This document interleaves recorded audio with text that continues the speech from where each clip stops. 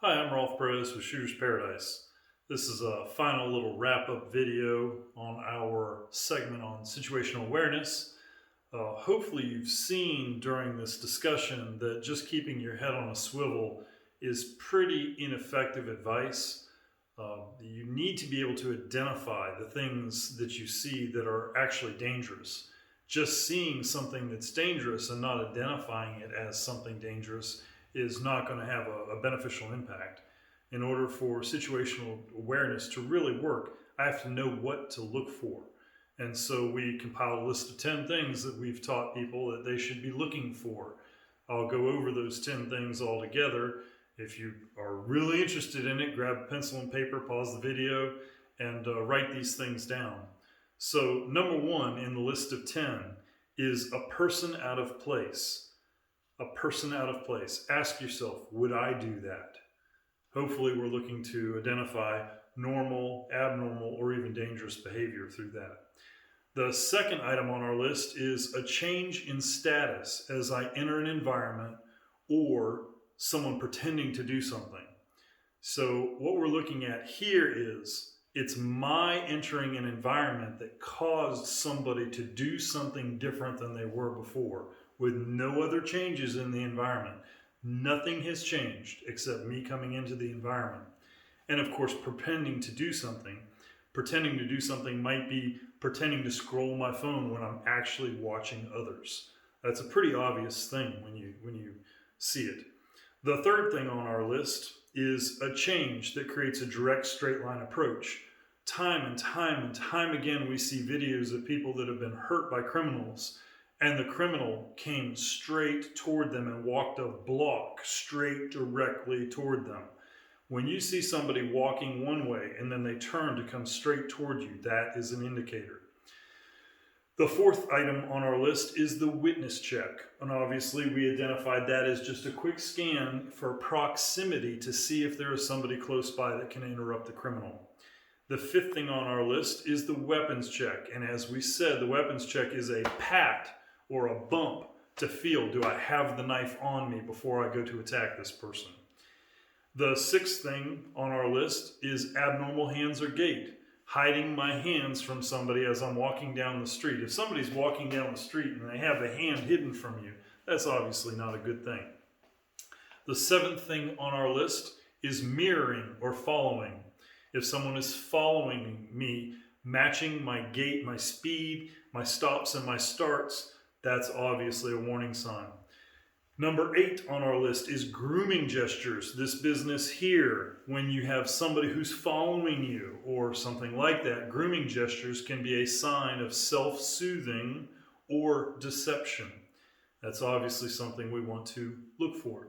Number 9, any group of young men. Young men being someone, say, 15, 25, that age bracket in there, when the years when testosterone is flowing most strongly in the veins.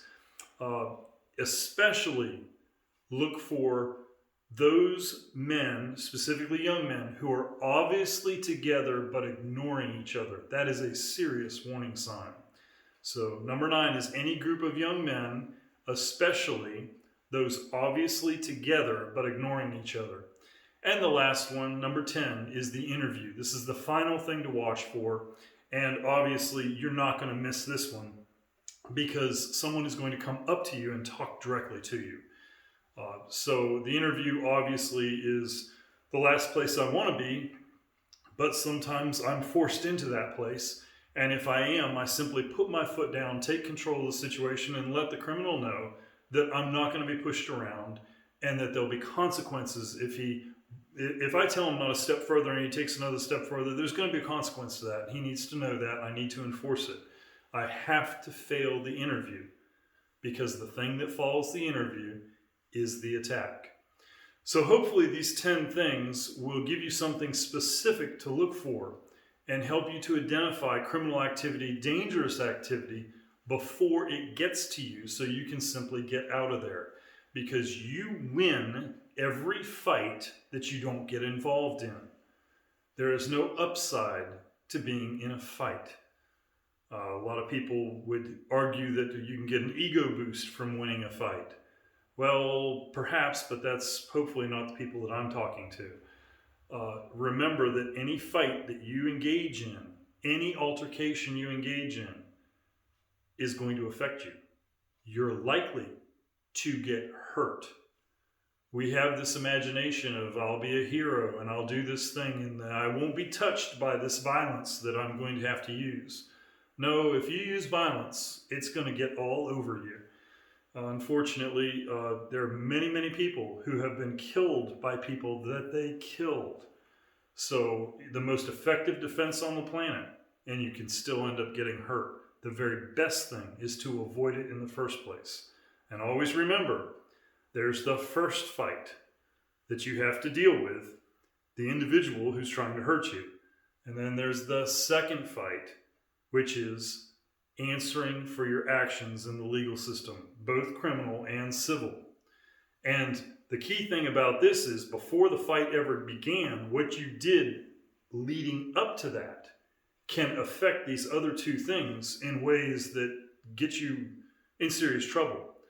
If you didn't position yourself properly by avoiding things properly, you might have broken some laws that eliminated your ability to seek justification for using force in self-defense.